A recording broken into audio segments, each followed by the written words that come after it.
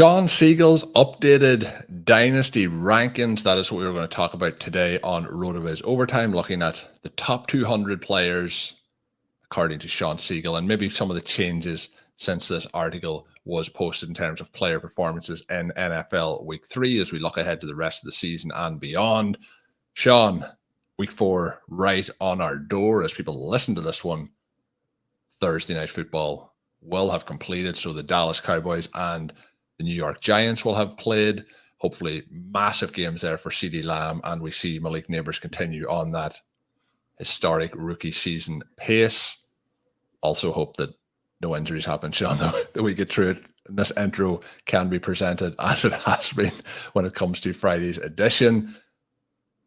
How are you enjoying the season so far, I guess, would be the question. I'm enjoying it at certain points, other parts is a slog, but overall, I think it's starting to heat up nicely. Yeah, we would love for there to be more passing volume, more passing scoring. We'd love to have more consistency out of some of the young dynamic receivers who feature pretty heavily in our game plan, but mostly on anything non-injury related. I think the start to 2024 has been absolutely fantastic. The big note for me as I look across teams is that I don't think I've ever had this number of injuries to where you're already in sort of desperation mode with starting lineups in Week 3. Now, we're recording this a little bit earlier in the week. I'm hoping that some of those things are going to clear up for Week 4. I think that the flip side of that is that unlike some years past where you lose a J.K. Dobbins, you lose an Aaron Rodgers, which is going to knock down the overall scoring for Breece Hall and Garrett Wilson, and it's set like that for the entire season. A lot of the guys who are injured currently, and we think about our two Dynasty teams, the Reanimator team that we took over as an orphan and the startup league that we drafted very recently with the RotoViz OT community.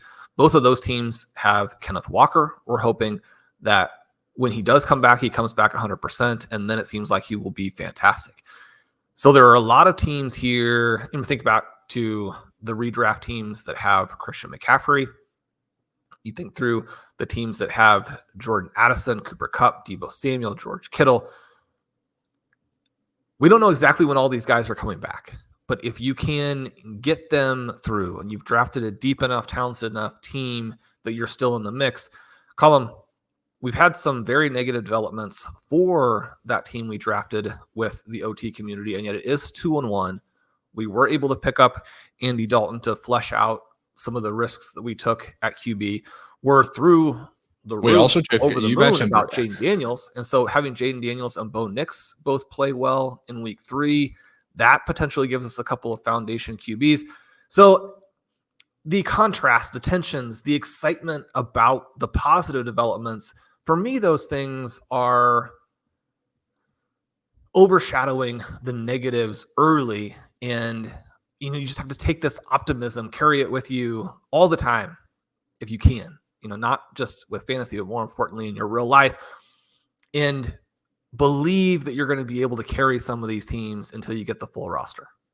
Yeah, there's a lot of people out, across the league, as you mentioned, some of the different names. You mentioned, though, the risks. Shawn did waivers this week. We picked up Andy Dalton on both of those rosters. The risk, Shawn, on the team that we started Andy Dalton on this week was we drafted Bryce Young. So that was a pretty straight up decision there. But yeah, Jaden Daniels, I think that's a good jumping off point. We talked about him on the Wednesday show. Looking at the top tier of quarterbacks with CJ Stroud, Patrick Mahomes, Jaden Daniels, Josh Allen, Jalen Hurts. No real surprises in there. The one that may have been classed as a surprise when we were in the preseason, when we did that draft, was Jaden Daniels was a priority target for you. I think after Monday Night Football, there's no longer any doubt he belongs in that particular tier.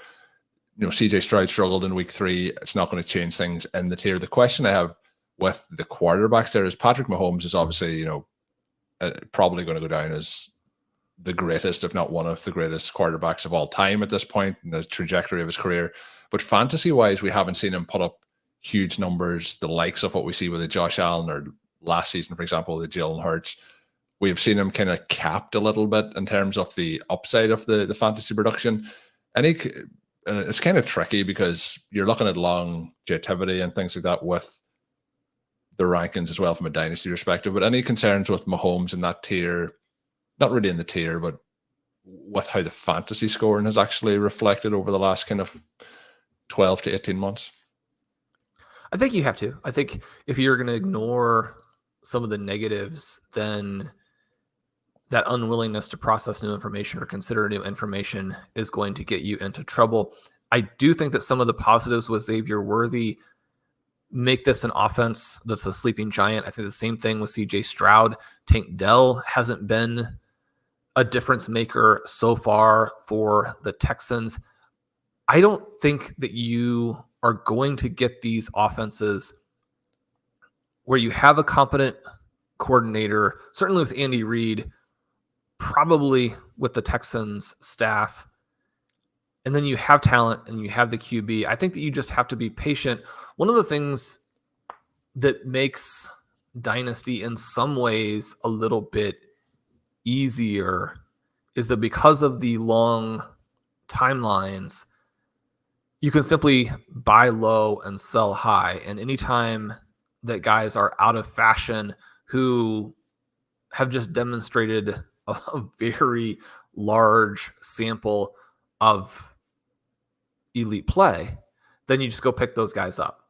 Now, whether or not Mahomes and Stroud are going to score in the near term in a way that justifies the ranking, I think that that is something that's controversial, something that's questionable. And so even in Dynasty, winning this year matters. It's kind of crazy to think that Jaden Daniels is almost certainly the guy out of that group there that gives you the best chance. The other note that I would have is that week 3 gave us a lot more information again in terms of Josh Allen versus Jalen Hurts. I think Allen is separating pretty dramatically. Again, most people I think are probably in that same bucket where they would agree with that. Josh Allen moving up, Jalen Hurts maybe even moving down into the next tier that is Caleb Williams, Anthony Richardson, Jordan Love, Lamar Jackson, Kyler Murray. Did you have thoughts about this group when we get another strong performance from Malik Willis, where that's almost something where you feel like that actually is going to reflect very positively on Jordan Love too, because it just reinforces again and again how powerful the coaching staff is there and that there are weapons. You get the massive number of attempts and thus air yards and, in a roundabout way, points for Caleb Williams in week 3, but so many negatives at the same time that you're almost thinking that 2025 is maybe when he starts to perform, which again, even in Dynasty, that matters. You have another terrible game from Anthony Richardson. You have what I would classify as a terrible game from Kyler Murray. You have the Baltimore Ravens not throw passes. So this tier 2, where the players have very good fantasy profiles, they have a lot of upside. How are you manipulating those guys? And then how do you feel about them compared to what really is the main group of superstars at running back, wide receiver, tight end?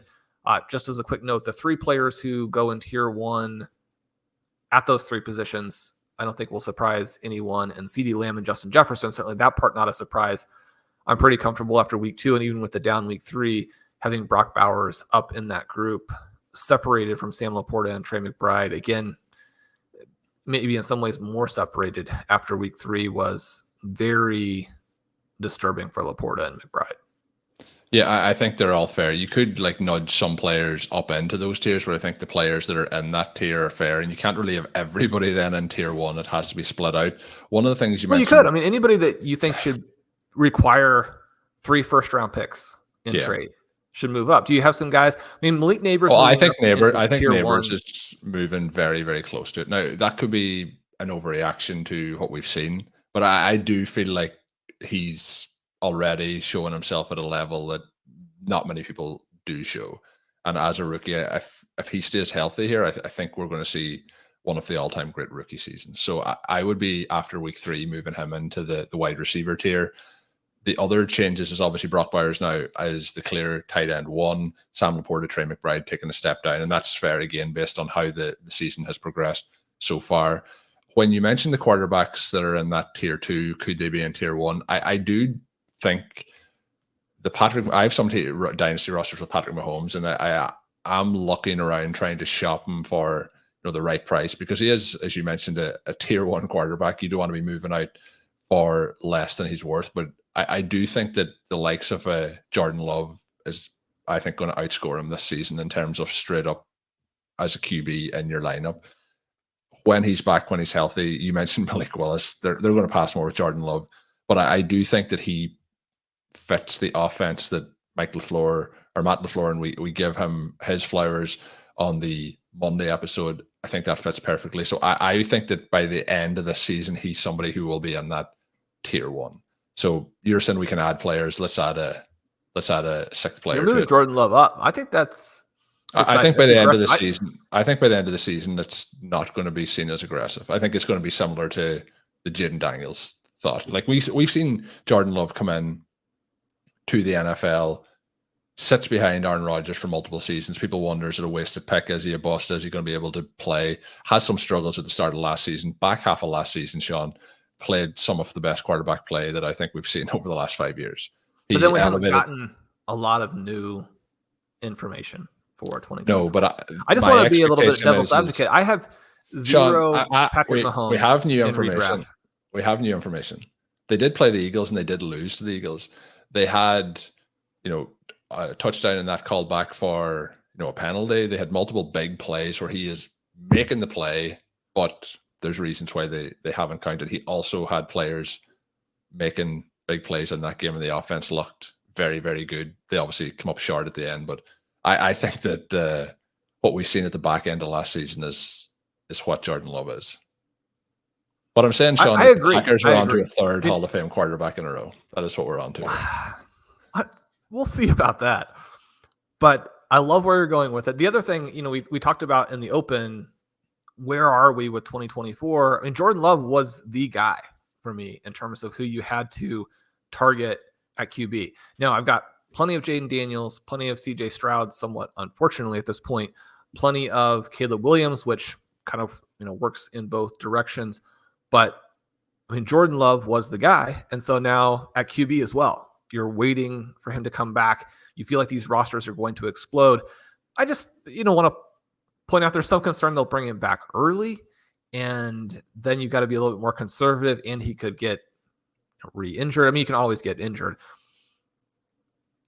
I'm trying to keep my expectations in check because I'm very excited about what Jordan Love people are can going to do.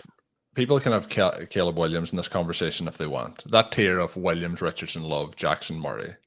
Love is by far the best passer of that group and is in the most passing-centric offense of that group. And he also can rush the ball if necessary, not to the same extent as some of those other names. But I think that he has so much more rushing value from Richardson and Love and Murray. One of the concerns right now is that I think we have some reason to believe that Caleb Williams is not going to provide much more rushing than, say, like a Jordan Love. And if that's the case, then their offensive coordinator has to get a lot better for him to justify where he's priced in a variety of formats. So Jordan Love into tier 1, decision made. In the terms of tier 2, all the players in here, Shawn, I think, like as I list them out, nobody's going to have any questions about it. Breece Hall, John Robinson, Gibbs, Achane as the running backs, Neighbors, Harrison, Brown, Chase as the wide receivers, Laporta, Trey McBride as the tight ends. The positions where there is big gaps is the tight ends. There's no tight ends in tier 3. Tier 4 is Dalton Kincaid.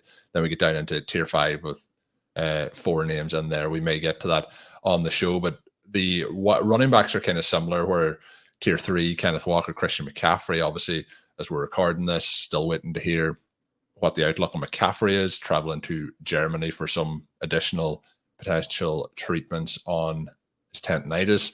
We get Jonathon Brooks, Shawn in tier 4, which I think is an interesting one to talk about. But there's not many running backs in these tiers, so it's going to be quarterback and wide receiver centric. But tier 3, tier 4, heavily influenced by the wide receiver position. But I think that when we look at the QBs again with Joe Burrow, Trevor Lawrence, Dak Prescott, obviously week 3 detrimental to Lawrence's outlook moving forward. But, lots of question marks there. We get Justin Herbert, who gets banged up in week 3, picks up an injury. I thought week 3, although they didn't win the game, was a positive in the direction of Brock Purdy. And then we get Jared Goff. We kind of know what we're in with the Lions and that perspective.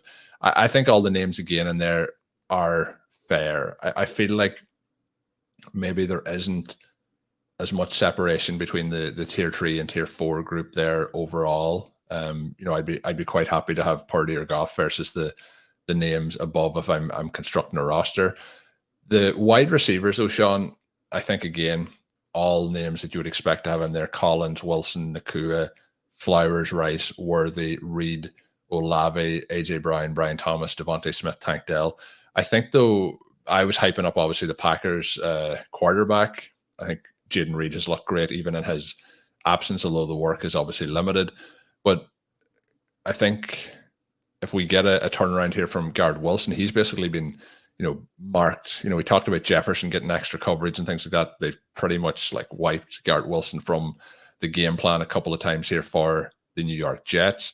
Nico Collins, looked really good outside of, I won't say outside of week 3, but didn't have the same impact. The player that's in this tier, Shawn, that I think is, we know how much I drafted of Xavier Worthy this offseason, but one of my biggest regrets, I wrote this in the show sheet, but we never got around to fully talking about the Kansas City Chiefs.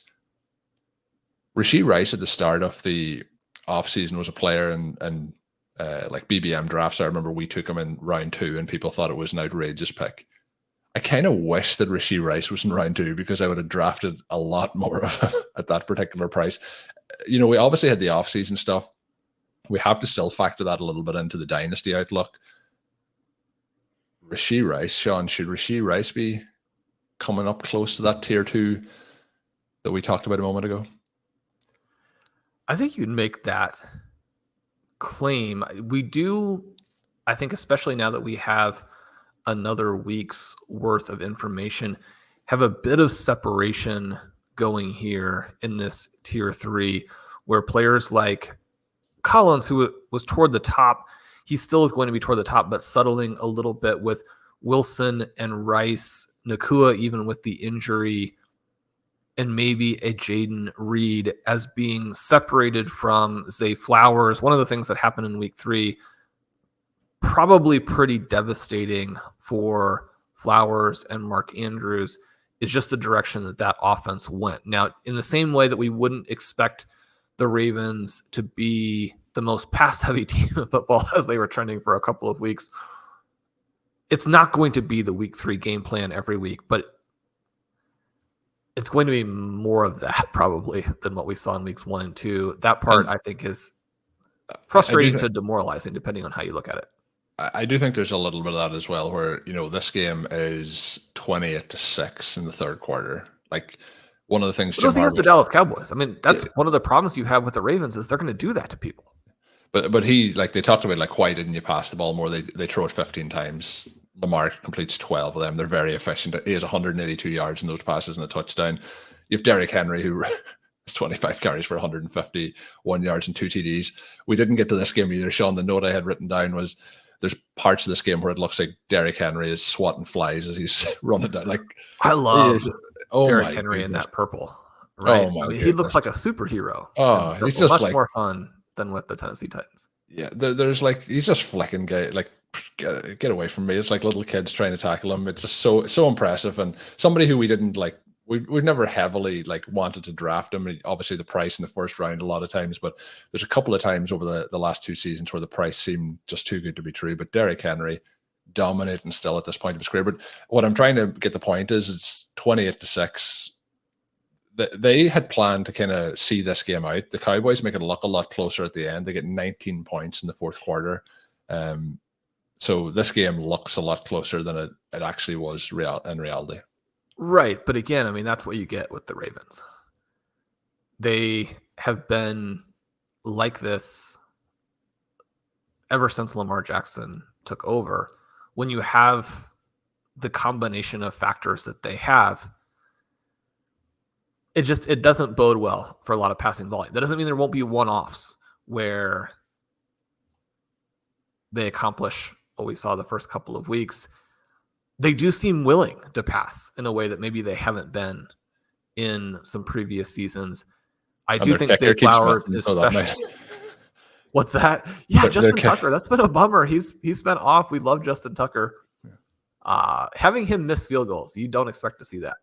No, he's been missing a lot, but he did. I know there were in game scripts where they're needing to pass, but he did throw 34 times in week 2, 41 times, obviously in a comeback mode against the Chiefs in week 1. But I think that if they had the option, they would have 15 to 20 passes per game, and obviously it's been very efficient. So the pieces of the pie aren't huge to go around with that. Shawn, the player though that I want to talk about in tier 4, Jonathon Brooks. You mentioned in the piece that the possibility of him with Andy Dalton being positive. I think we've seen how the team and they moved the offense this week. Will that be a one-off? Will it not? Certainly better than it had been all season. Like what Andy Dalton did in that game is pretty much surpassed any metrics or stat lines that we have seen so far in his career from Bryce Young. Jonathon Brooks has been on injured reserve. Hubbard has looked pretty good at spots so far this season as well. But what's your outlook for 2024 on Brooks coming back from the injuries on injured reserve? Would be eligible potentially to come back in the next couple of weeks. Is this a possible kind of... I think anyone who drafted him is not going to really want to move on from him. They're going to be patient. But is it a potential final buy window for what we can see here from Jonathon Brooks in this offense? Yeah, I don't know if that is true, because this Andy Dalton effect, it might have been better for him if they had waited a couple more weeks, right? Because the offense has been so bad that it has massively suppressed Chuba Hubbard, who is not a star, but he is an average to above average starting running back in the NFL, which is saying something, right? You have a game here where he goes 21 for 114 and looks very difficult to stop. He also catches 5 passes, breaks a 20-yard gain, scores a touchdown. Hubbard is good. And getting a chance to play with Andy Dalton and show that now gives the Panthers, who clearly they're in a competitive mode. If they weren't trying to win, they would just have run Bryce Young out there for... I mean, in many ways, I think you could just still make the case that they should have let Young have another 6, 7, 8 starts. But you have an entire team, and you have a responsibility to an entire team. You've got guys like Quentin Johnston who blew up in this game. You unlock Hubbard. You're trying to develop Xavier Legette. All of these guys require competent quarterback play to be able to do their job. So having Dalton in there, and this was a note that I had before we got to see Dalton play in the offense, I'm very excited about what Brooks can potentially do. I think having a real quarterback and a quarterback who is likely to dump the ball to him repeatedly creates a very high ceiling from a fantasy perspective, both on teams where you stashed him in redraft and also what we're looking at from a dynasty perspective. I do think that there are risks that the gap between Brooks and Hubbard is not what we're hoping for. And you think about how people return from injuries. One of the things about Chuba Hubbard is that he had one of the greatest college seasons of the last decade and then is hurt as he's coming out. So the final season in college isn't nearly as good. He falls in the draft. People aren't thinking about him as having come off of this extraordinary college season and having, borderline Olympic athleticism. And there's the question of whether he even still has that athleticism. Certainly he hasn't been the type of back at the NFL level where you're watching and thinking, this guy is, Jamal Charles. That's not the thing that's popping into your head. You're just thinking this guy's good, right? He's fine. We could also be thinking a little bit more of that about Brooks over the initial 3-4 weeks with him. So I think what I want to be looking at with Jonathon Brooks is just open to the idea that it's a very wide range of outcomes. He's probably going to be good, but they're also going to be in a situation with Hubbard, if he plays like this again, that you can bring him along a little bit slowly. We might have to be kind of from our Princess Bride perspective. Disappointment is something we might have to get used to.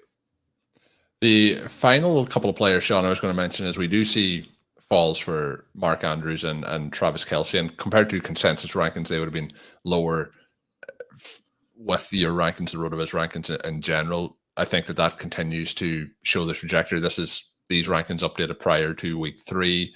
We see them very limited involvement in week 3 itself. But Shawn, that is not where I want to go. Tier 8 was where I see names where I think movement is going to occur or may occur.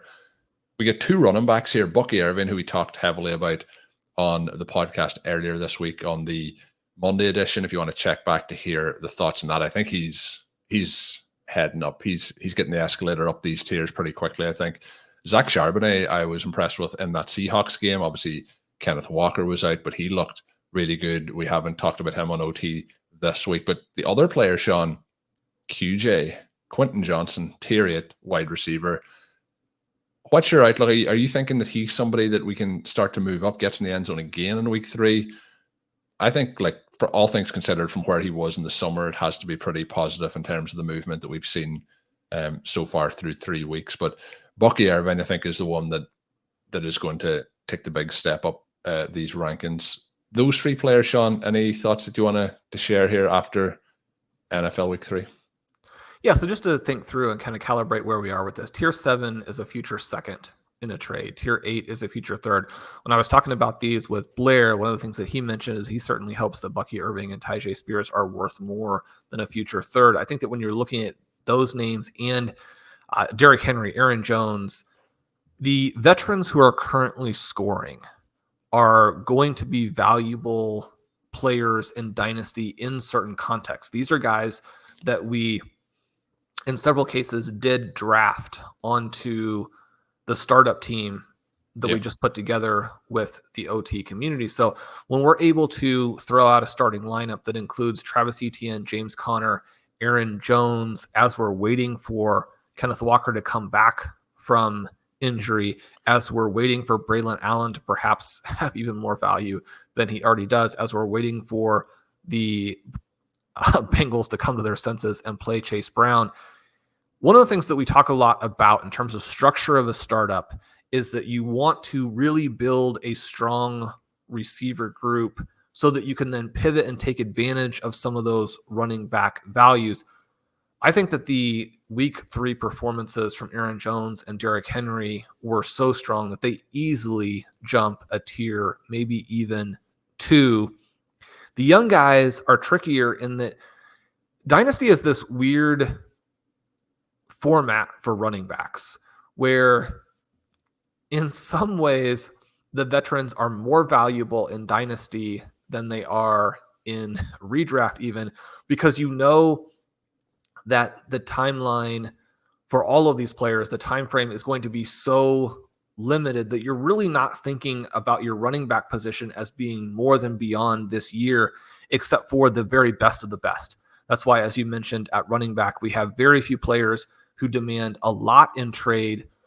But one of the reasons that you would stockpile a lot of future picks would be to have some flexibility. So if there are teams who are not competitive in your league currently, you can go out and you can pick off names like a James Conner, a David Montgomery, certainly a Derrick Henry and Aaron Jones, add them to your rosters and be successful in filling that starting running back position this year. So every league is going to be a little bit different. There are going to be some leagues that are still overpaying a little bit at the running back position, but we have a lot of leagues now that are paying almost nothing. If you're in one of those leagues, get out there and use some of those picks you've stockpiled to load your roster up with guys who are scoring right now. Make sure you get that buy. Make sure you have, valid points in your running back slots. Is that the way that you're thinking about it? Certainly the players you've mentioned, someone like a Bucky Irving, I think is exciting. I think they're is some potential for him, but I don't want us to get too caught up in a Bucky Irving, somebody that we have on basically every team in every format, and forget that maybe it's the veterans who are going to do a little bit more for teams in the short term. Yeah, so it's the kind of thing of like win now versus perpetual reloading, and potentially I think Aaron Jones maybe more so than Derek. Well, we just mentioned Derrick Henry swatting players off. Maybe he can do this till he's 45, based on his physical traits. But I do think for this season, both of those probably are going to outscore Irving. Charbonnet is going to be capped when Walker comes back, for example. But longer term, I think out of those names, Irving is the one that I would like to have on it. I have to say as well, you touched on Aaron Jones. Aaron Jones is fitted in perfectly with the Minnesota Vikings. I didn't want that to be the case as a Packers fan, but he looks great. He's been used well in that offense, getting more targets as well, which is positive to see, and looks like he's healthy. Shawn, Quentin Johnston, you skipped by it. Are you buying in yet? I know we still have him on a couple of rosters together. Yeah, I don't know that I'm buying in. What I would say is that he looked good on... I think there might be some managers out there who, if they could get, you mentioned like this being worth a 3rd round pick. I think it's going to be very hard to pry an Aaron Jones away from a team that is in the mix this year for the 3rd round, for example. Quentin Johnston may be a player who, although people paid a lot for him last year in rookie drafts, that people are like, it was so bad last year. This is a flash in the pan. We got some production. Let's get out of it for a 3rd. I think there might be managers out there who you could do that with. I think a 3rd round pick, I think there's enough there to buy back in. Yeah, and so to be clear, I would have Aaron Jones up from where I had him last week. The receivers in this group are not nearly as interesting as the running backs, and in part that's because of the structure of Dynasty, how those two positions sort of are set off from each other. The Johnston conversation is interesting. As you mentioned, we have him on both of our rosters. We have him on the 2 rosters for different reasons, right? We came to have him for a 1st round pick and one. But I think that there's reason for optimism. One of the things that happened in this most recent game is that he scores early and then isn't very involved. And so anybody who thinks that these have been fluky plays, I would agree with that, right? I mean, you get 6 targets to Ladd McConkey. I believe you have maybe the most valuable play for McConkey called back. He's going to be the wide receiver 1, and yet they still need to build out this wide receiver group. They need to get more talented. They need, among other things, I would argue that if you want to do what they want to do with sort of a ground and pound type of team, the way that you really enhance that is through a multi-dimensional tight end, where that tight end is a plus blocker, but can also be a plus receiver. Now, GMs may be like, well, that's fine, but the price, the availability of those guys is not such that we can just magically add that to the roster. When you think about how this team is going to be built, though, I don't know that Quentin Johnston is going to be covered up by other players in the short term in any way, shape, or form. And so you have a time period now where he could emerge. One of the things that I would say, despite the fact that I do think there's a fluky nature to his scoring to this point, is that even if you're going to make the case that some of these plays are fluky, I strongly disagree with the narrative that's out there right now that Quentin Johnston was not remotely deserving of a 1st round pick and that this was a massive mistake by the Chargers that they should have known at the time.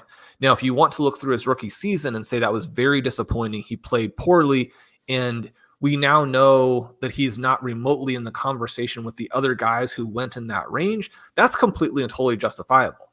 But as a prospect, there were a lot of very positive signs that at the very least would have put him in that early 2nd round group, to where even though that's actually not a huge difference in terms of the actual pick, people just think about it so differently. If you fall from round 1 into early round 2, there are lots of guys in early round 2 who don't have nearly the same focus on them because they were a round 2 player. And what we expect out of them is dramatically less, or if they bust, it doesn't create an obsession with fans in nearly the same way. I would just say I think Quentin Johnston has a lot of things that he can do. We've now watched him score multiple vaguely vertical touchdowns, a couple of 20-plus yard scores. We know he can run with the ball in his hands. The Chargers, in part because of injuries, they don't have Joshua Palmer. They don't have DJ Chark. They're forced to use him. You can say with those two guys out, he still only draws 2 targets. But, I mean, this is a brutal matchup with the Steelers. I guess my point here would be that there is a lot of information pointing in both directions on Johnston. You're going to have the people who are maybe, I mean, it's probably sort of under the cover of darkness where there aren't a lot of people out there who really want to admit to still being Quentin Johnston fans, but actually are. You're going to have the people who don't care that much either way, don't think he's that relevant. And then you're going to have the people who, still want to have the I told you so, where, they don't think he can catch, so they don't think he should have been drafted early. They think he's a massive bust.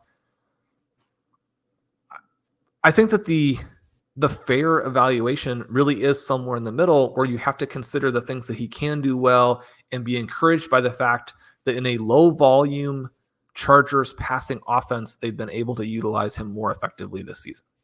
So just to give the picture of where owners in other leagues may be on him, we took him in, I think, the 108, Shawn, in one of these Dynasty leagues in the rookie draft last year. In the startup that we did with the listeners this year, we took him at the 17-12. It was our last pick off the draft, wide receiver 82 at that particular point. So that is kind of the range of where he has been over the last 12 months, which is quite a swift change. So I think he is somebody who, if you can get him at the right price, maybe worth a go in your leagues, depending on what your wide receiver needs may be. That is going to do it for this edition of RotoViz Overtime. Thank you for tuning in. Hopefully you've enjoyed this episode. My name is Colm Kelly. You can follow me on Twitter at Overtime. My co-host is Shawn Siegele. Check out his work up on rotoviz.com. Good luck in NFL Week 4. And until we are back, have a good one.